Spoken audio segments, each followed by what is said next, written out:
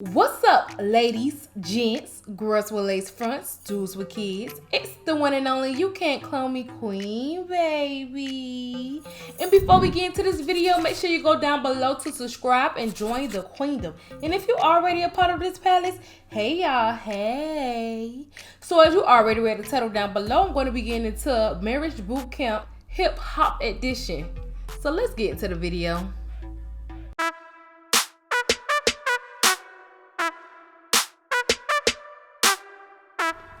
So coming into episode 2, we see that Tahiry is still upset with Vado for basically calling her a thirst bucket from the last episode. He just feel like she's so thirsty because all the men that she used to date in the past had money, which makes absolutely no sense. And he also called her a groupie. So we all trying to understand, like, where's that even come from and how is it even making sense in his head? Because the girl dated people that had money or some type of status, like she a groupie, she thirsty, she a clout chaser. Like, no, I just feel like he just need to grow up, or he needs to man up, because he clearly has some type of insecurity when it comes to that and being with Tahiry at the same time. Then we have Shanda and Willie, who is basically still talking about the whole situation with their room, about how the room is basically filled with all type of cheating text messages that Willie had sent out to other women when it came to not being faithful to Shanda. So they still having that conversation, and granted, she's like, at this point she's understanding and she's kind of like over it, because she like, well, I don't read all these messages, so it really don't faze her. At least that's what she's putting out, that it don't faze her. But you can forgive somebody, but you will never forget. And I feel like it's the opposite with her. I feel like she has forgotten, not so much forgotten, but she just kind of like disregard everything that happened, and she's stuck on not really forgiving him. Like, it's taking her a little longer to forgive, type of thing. But Lord knows she a strong one. She gotta be an OG, cause I don't know how she can be so level-headed when it comes to him and the things that he's done towards her. Like, I just don't see it. But hey, she a real one, like I said.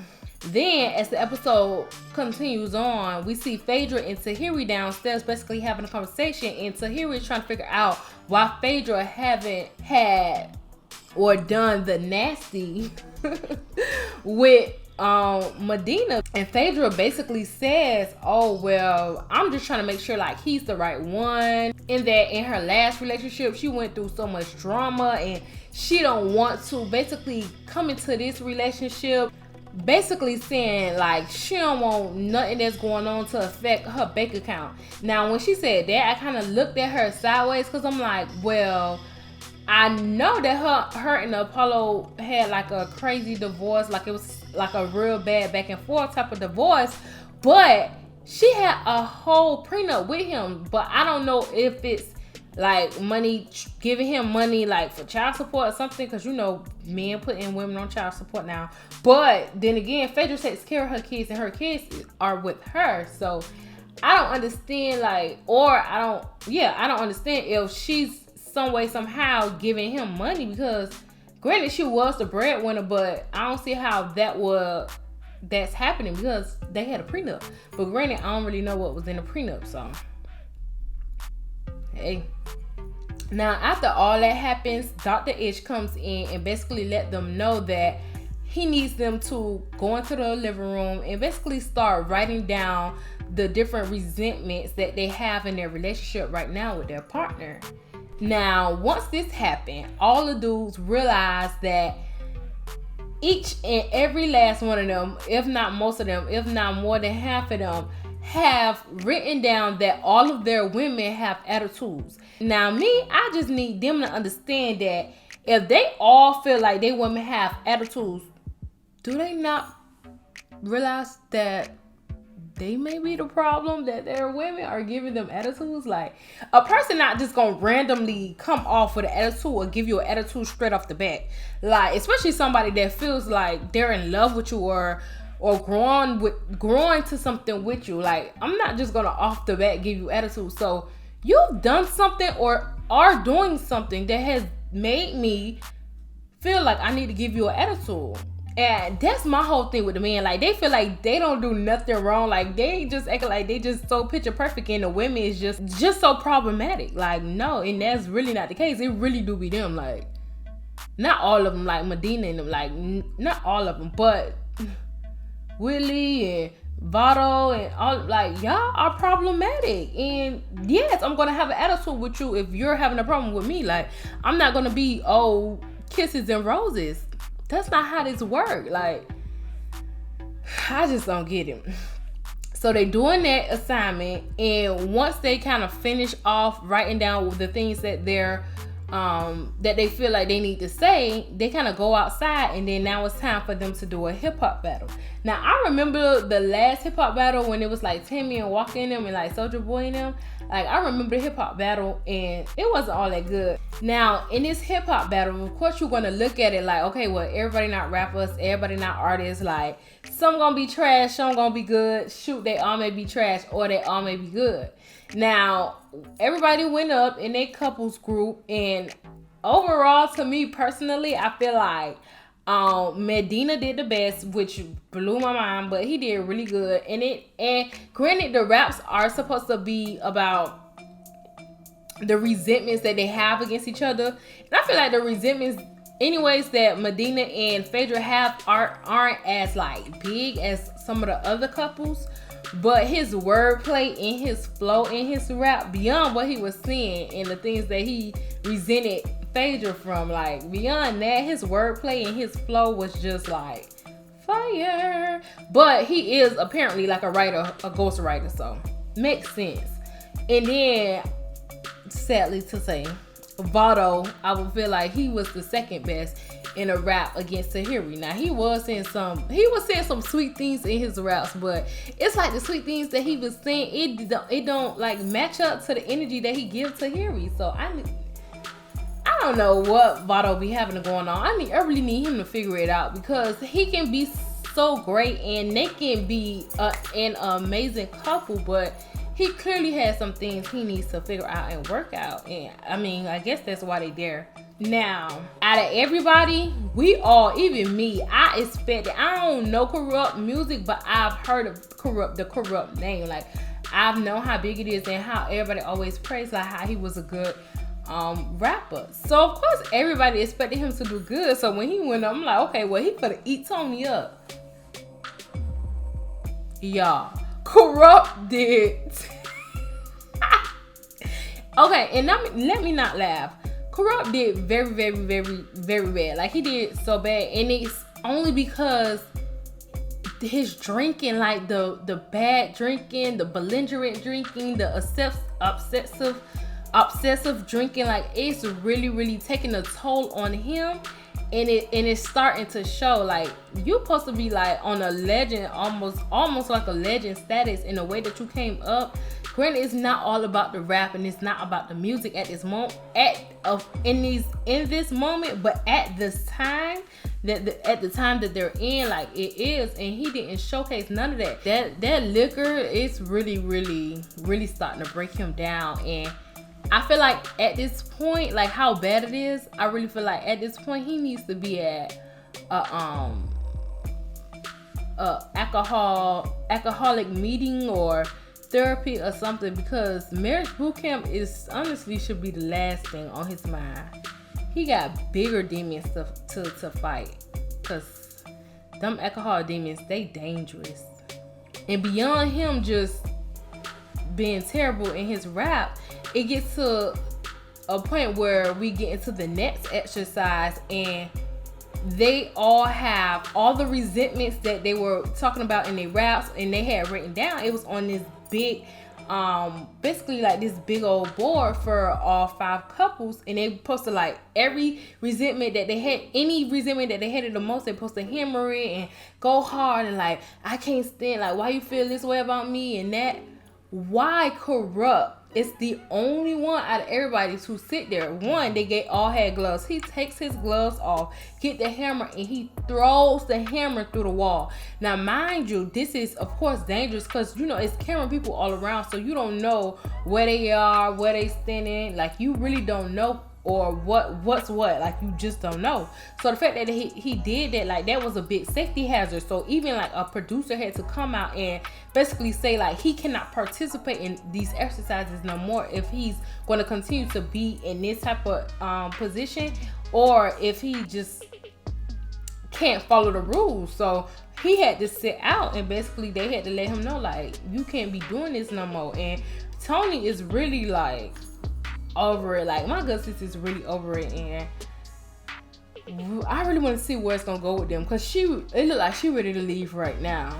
Like I feel like if they wasn't getting paid for this, she would have been gone or not there, honestly. Now with all the exercises and activities that they are doing with each other, of course they kind of get a break in between, and then they're just talking, sitting around, laughing, mingling, whatever, you know what you're gonna do during a break time. Of course they outside on the patio. It's LA, they hot. So Tahiry, she got on this whole jogger suit, so she getting hot, so she getting ready to like unzip her. She getting ready to unzip the jacket of her jogger suit, and she got like a bralette underneath. Now of course bralettes is one of them styles like you can of course wear it's a bra, or some people really wear it like it's a shirt, depending on how your body type is, because everybody ain't able. It's me, I'm the person that ain't able, but everybody ain't able. So she just like zipping it down. Now mind you, it's a whole bunch, it's a lot of them around, so nobody really like not paying attention, like except like Phaedra messing with her like, oh girl, you better give us bralette, like just messing with her, or give us body. Like Phaedra was just messing with her about that. Everybody else really didn't have a problem, like, or just really wasn't paying attention, because it's just like we outside, it's hot, you on a jogger suit, like it just makes sense.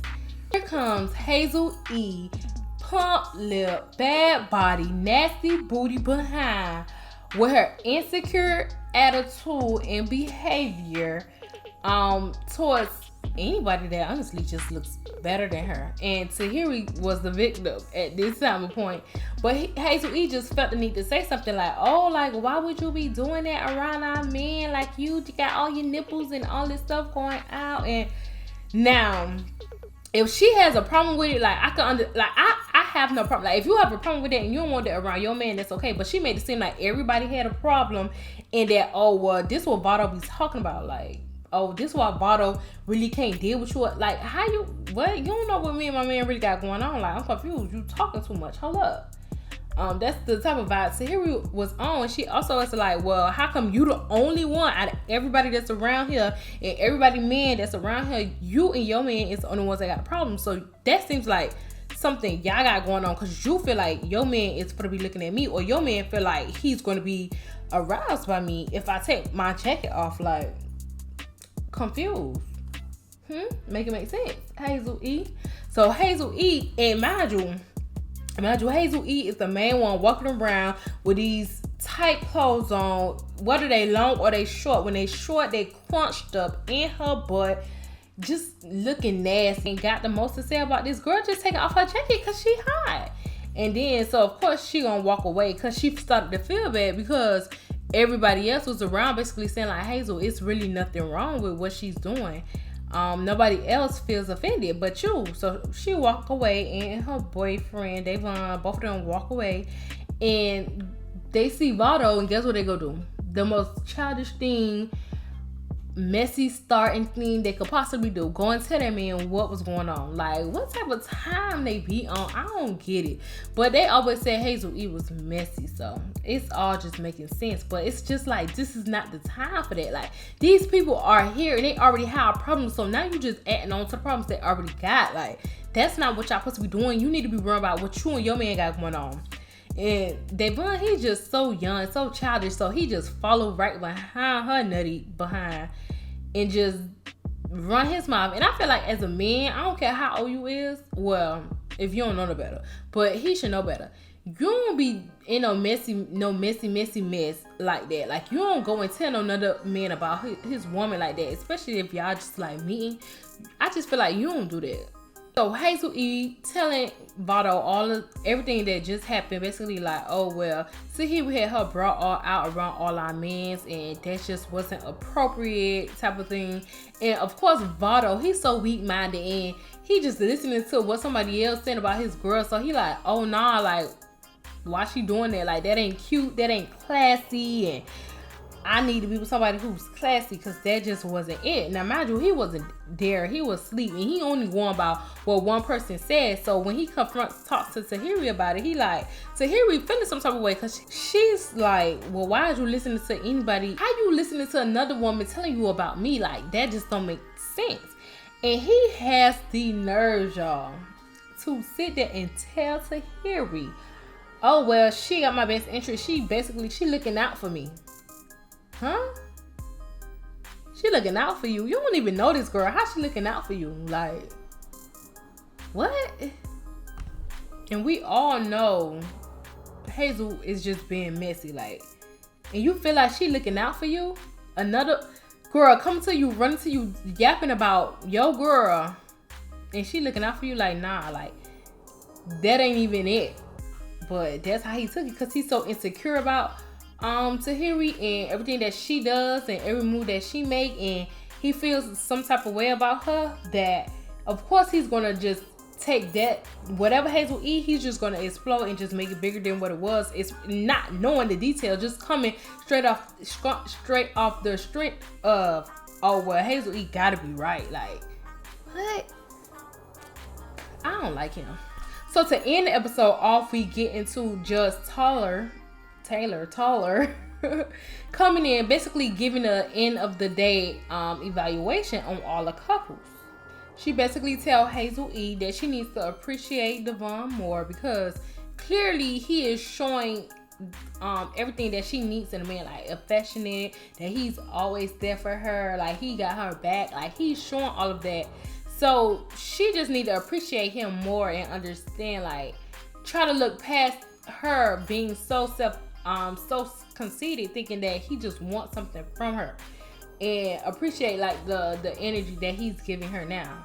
Then the judge tells Willie that he needs to stop disrespecting Shanda, respect her more, because at the end of the day, they have kids, and especially a daughter.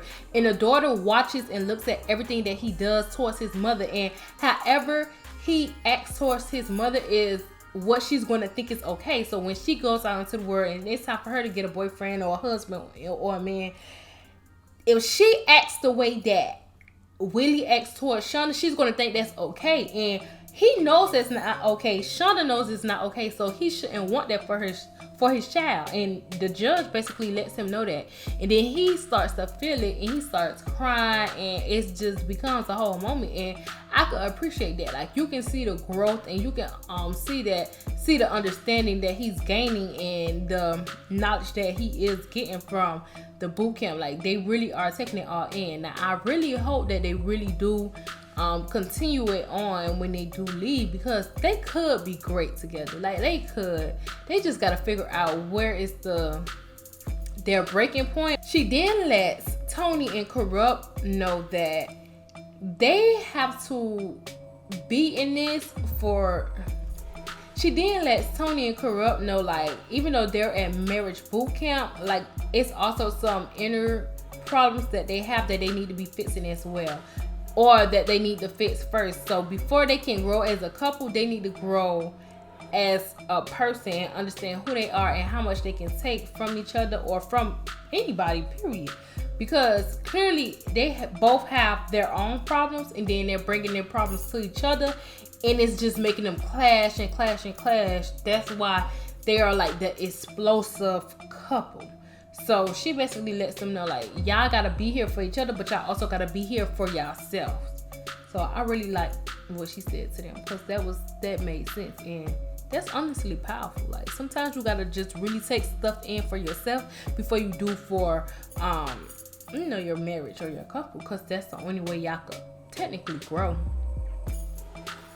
She then lets Phaedra know that she see her, like, I see you a boss, you got everything that you need, you got everything going for yourself, but as far as Medina goes, if you really, really want this man and you want a future with him, you have to start fighting for that, because as of now, you acting like you don't want it, because whatever problems you had in the past, but you really got to fight for what you want. And if it's with Medina, then you need to showcase that, which is true. hey, the judge, she was really reading them, but it was like a powerful, motivational, knowledgeable read. So we love those too. And then lastly, we got Tahiry and Vado.